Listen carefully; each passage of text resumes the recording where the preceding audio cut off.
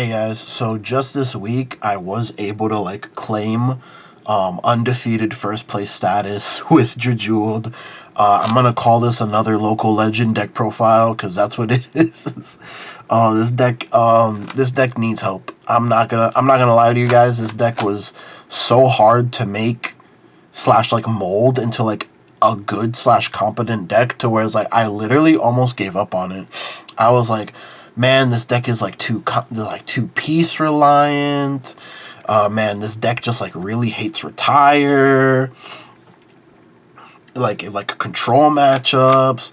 It's like it felt like if you were going second, it felt like one of like it felt like Flagberg if you were going second. Like minus the drawing, it felt like just as powerful as Flagberg if you were going second. If not like slightly more powerful, because you could really pop off on your turn 3 if you had double Ragnagor. But if you were going first, this deck feels so bad. It feels so bad going first. And it just felt like more often than not, it just felt like a worse version of Bruce because of like the inconsistencies and like the power discrepancies based on if you were going first or second. But let's get on to the deck profile. We're running the DRAJEWELED ride line. There's really nothing to say here. It's just the best ride line for DRAJEWELED right now, at least in my opinion. There's really no other ride line that I would try to like mess with or like test with. I feel like they did like a really good job in giving DRAJEWELED a very solid ride line, like baseline for the deck. But going on to our grade 4s, we are running 3 copies of Unrivaled Bruce. The reason that we are I've seen lists that run 1, I've seen lists that run 2. The reason that we're running such a copious amount at 3 is because it's very important that you see at least one of this and you're able to rotate it in your soul. Very important, because this just makes your soul blasting of the 4 different grades so much easier to like, where if you were just limiting yourself to like threes through 0s, because you have the ability of an extra grade. So now you have 5 different grades in the deck and you only need to soul blast 4. It just makes getting that ability off like super easy. And then we're running 3 Persona Ride DRAJEWELEDs. We are running the triple rare DRAJEWELED. We're not running the trial deck DRAJEWELED at all. I did start off with that and it seemed okay, but there's, especially if you're playing, like if your opponent had like a really good turn 3 and you are playing a little bit behind, there are times that you do need that soul charge and draw. Even though it's not a guaranteed draw, it feels like the ratio of getting the draw versus not getting the draw feels like a 70-30 ratio. So I feel like 70% of the time, more often than not, you will get the draw. And again, there are times like you do need the draw because this deck is combo reliant and it really doesn't draw outside of like draw triggers and Gunga Ram. But more on that when we get to the grade 1s. And then for our final grade 3, we're running Gliger.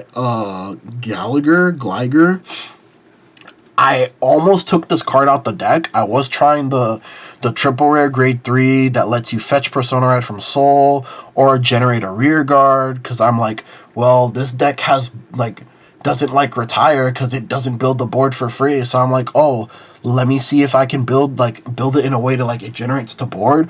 But it was using your resources, which was Counterblast and Soul. Like, it's very important that you do have the 4 different grades for DRAJEWELED's ability. Like, you really need to pull that ability off every turn. Like, if you're going first, you can get away with not using it in the early game. But if you're going second, it's just very important that you get the 4 different grades in Soul off every turn, because that's what's going to win you the game. Like, you need to win the game by at least turn 5 in this deck, because it really doesn't build a hand like that.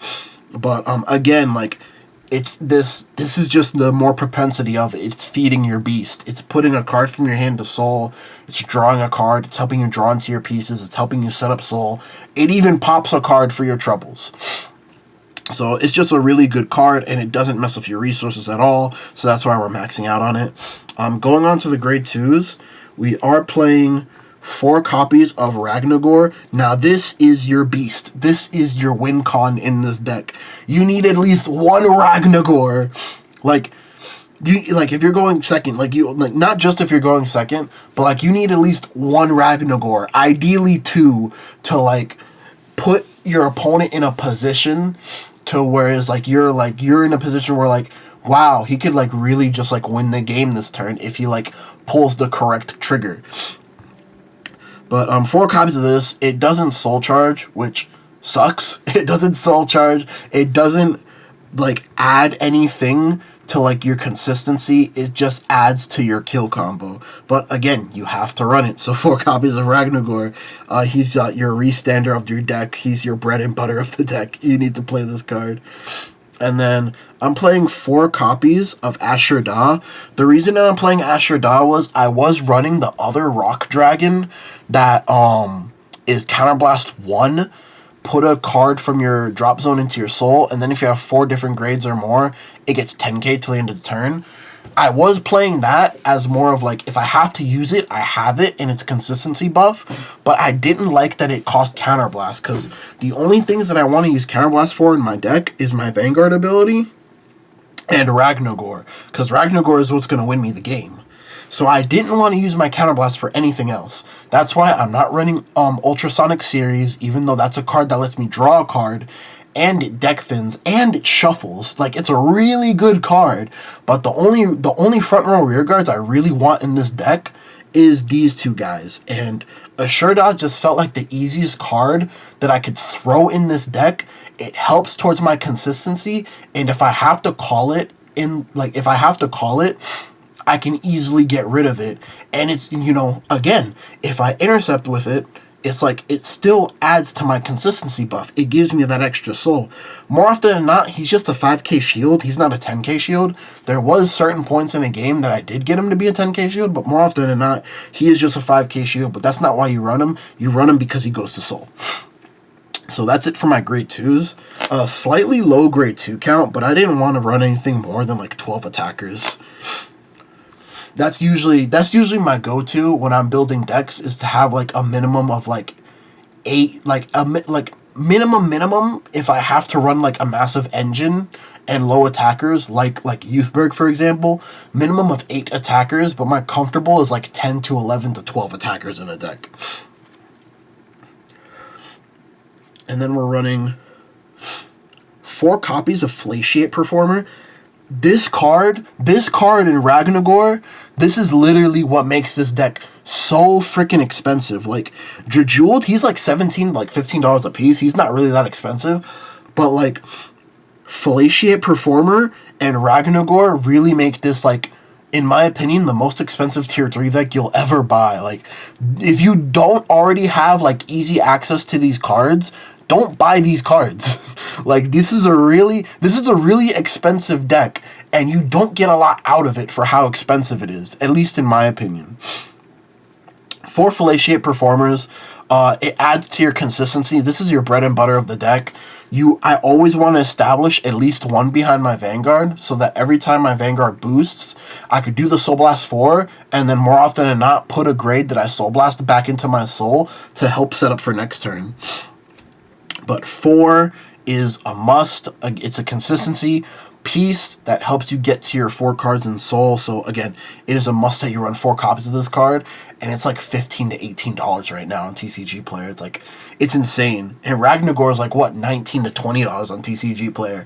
So like these are like the 2 most expensive cards in the deck, and it's just like, why? You know what I mean? Like, for what this deck does and how it's like impacting the meta, which is like very little to none, because there's not really that many DRAJEWELED tops, and it's very hard to top with this deck. Like, you have to like I said, like, this deck prefers to go second because it's an easier pop off. It wants to be the aggressor. It wants to attack every turn. But on to the rest of the grade 1s. We're playing 4 copies of Gungan. Now this is like, now you might consider this a very weird choice. The reason that we're running 4 Gungan over the Brainwash Swirlers, is over Brainwash Swirler and over Jewel Core Dragon are two reasons. So the reason I'm running Gungan Ram over Jewel Core Dragon is that Gungan Ram is a Soul Blast 3 to draw 1, while Jewel Core Dragon is a Counterblast 1, look at the top 2 to draw 1. I don't like that because it's a Counterblast, and again, the only units that I want to use Counterblast is my Vanguard DRAJEWELED and my Ragnagor Dragon. So those are the only units that I want using Counterblast in my turn. While Gungan Ram, if I need a draw, like, more often than not, you're gonna Soul Charge enough to whereas you'll have enough card, like, grades in Soul to whereas, like, I could Soul Blast these zeros are dead in my Soul. I could Soul Blast these extra 3s or 2s are dead in my Soul. Which Assure Dot really helps with that, so that you're able to get like semi-free draws off of your Gungan Ram. So that's the reason why I run Gungan Ram versus Jewel Core Dragon. And also the same reason why I run it over Brainwash Swirler is because it just allows me to draw a card, and it just helps with it helps in terms of like boosting up my consistency, like boosting up my defenses. Versus Brainwash, where like I'm already reducing your power to 1. I'm already reducing your power to 1 with Persona Ride, which again, this deck, like more often than not, needs the Persona Ride, especially if it's going second and it wants to go second. It needs the Persona Ride. Well, not like needs, but like it depends on your opponent's hand and the damage, like if you were able to push early or not. But like Brainwash Swirler is good in this deck, but it doesn't give anything to me except more power. And I feel like I'm comfortable enough in this version of the deck in the power department. I want to add to like my consistency buff department, my defensive buff department, which Assure Da and Gungan Ram do in facilitating in those factors. And for the rest of the grade 1s, 3 DPG, and then 1... put it right here. 1 Elementaria, again for the triple drive decks, the grade 4 decks, the triple drive decks, really good. And then on to our triggers. 1 Dark States OT. I actually got this at Tuesday Locals off of a friend. Like he just like gave it to me. Like shout outs to David. Thanks, buddy. So I'm showing it off in the profile, but it's probably going to go in my Barrow Magnus deck, which I'm going to eventually profile. So 1 Dark States OT, really not much to explain here. 3 draws, 4 into Soul Crits. This can and will come up. Like this is one of the few decks that I would actually say like you have to run the into Soul Crits. 4 regular crits, 8 crit is crucial in this deck. You want to kill your opponent as fast as possible. And then 4 regular heals. And there's really not much to talk about in this profile. Like DRAJEWELED, I like the concept of the deck.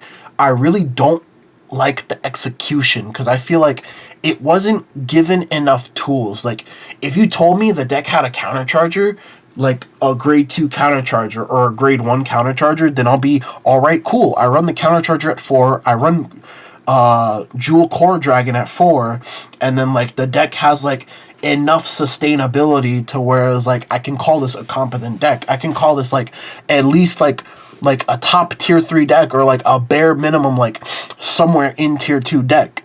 But it doesn't have those. So you have a counterblast problem. You technically have a soul/consistency problem because you're very combo heavy. You're not guaranteed to get the 2 different grades off of DRAJEWELED's ability, so you're not guaranteed the draw, which has happened to me quite a few times. Like I'm gonna post up a video like DRAJEWELED versus Greedon, where my opponent, he soul charged 2 for the DRAJEWELED, it was 2 3s. He didn't get the draw. And I think there was another time where he soul charged 2, it was 2 0s. He didn't get the draw. And that happens more often than you think. Even though, like, you're more likely to get the draw than not to get the draw, but it's still, you still have the chance of not being able to get the free draw. So, as the deck states right now, I would put it in the tier 3 category. Like, I wish I could put it higher because I really do like the concept of this deck. Like, there is no other deck like this in Overdress, but I really can't because it has like such these glaring issues. But don't forget to like, comment, and subscribe. I will be posting another deck profile very soon, and this is probably going to come out around New Year's.